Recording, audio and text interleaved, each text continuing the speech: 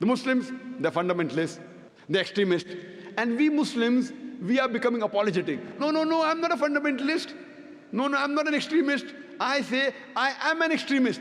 I'm extremely honest, I'm extremely just, I'm extremely kind, I'm extremely merciful, I'm extremely loving. Can anyone tell me why being extremely just, extremely honest, extremely loving, extremely merciful, extremely kind is bad? What's wrong in being an extremist? The Quran says you have to be extremely honest. You can't be partly honest. When benefits you, you're honest. When doesn't benefit you, you're dishonest. The Quran says you have to be extremely honest, extremely just.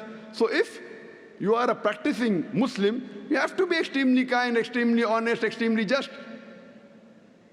We have to be extremists in the correct direction.